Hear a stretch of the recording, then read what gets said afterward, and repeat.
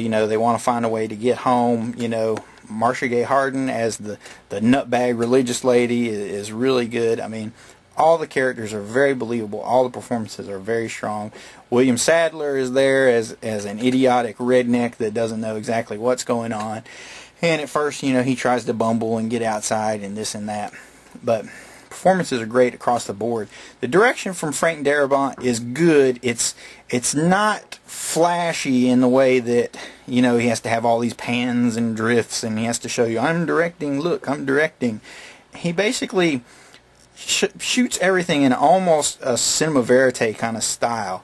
When you're with the people inside the store, it looks like, you know, most of it is handheld and maybe even one camera shoots. There's a lot of whipping back and forth, you know, between people when one person talks instead of cutting to that angle. Sometimes the camera would just whip over and show them talking and then whip back, almost as if it was being filmed by a documentary crew.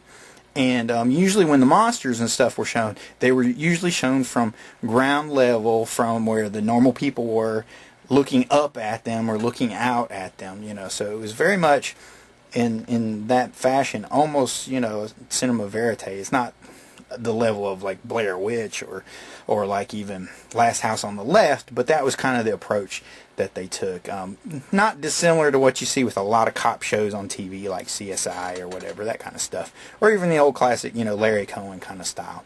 But it works for the story. It keeps you close. It keeps you intimate. It keeps you, you know, in with the characters' conflict and their struggles, and keeps everything relatable, and, you know, we're able to sympathize with their situations.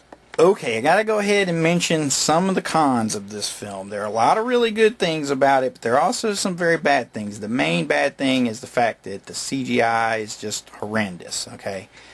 I mean, there are some moments where almost all the monsters are CGI animated, and, I mean, we get to see tentacles and big flying crazy mosquitoes and monster-sized praying mantis and, you know, even eventually really, really big monsters. And some of the later ones, the bigger ones, look a lot better. But some of the smaller ones look pretty bad. The tentacles especially look horrible.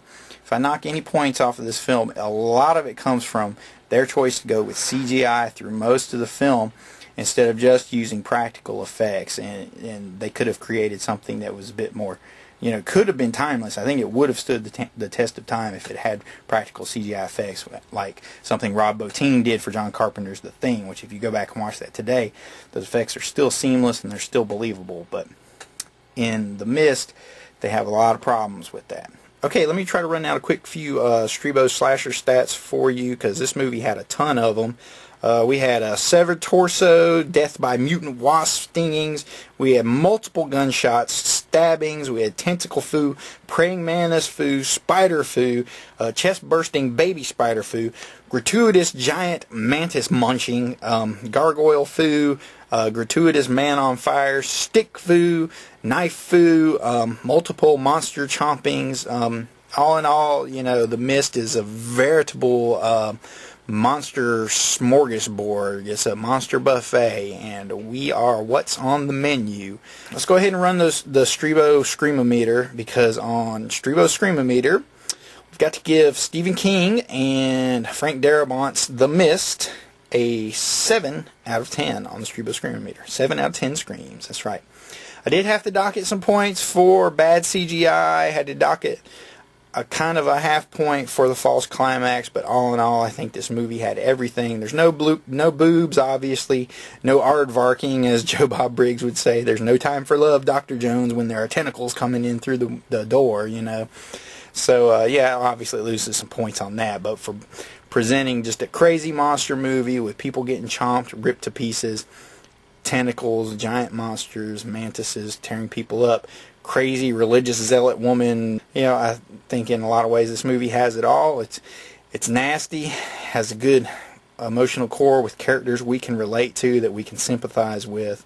You know, I think it's paced pretty well, and it carries us straight on through to the end. Even Stephen King liked it, even though the ending was changed from his original story. So if he likes it, I like it. What more can I say? You know, hopefully all of you will like it too. And, you know, that's what horror is all about. See you next time on the Mutantville Players Club. Because when you're a Mutantville player, everyone knows you're an MVP.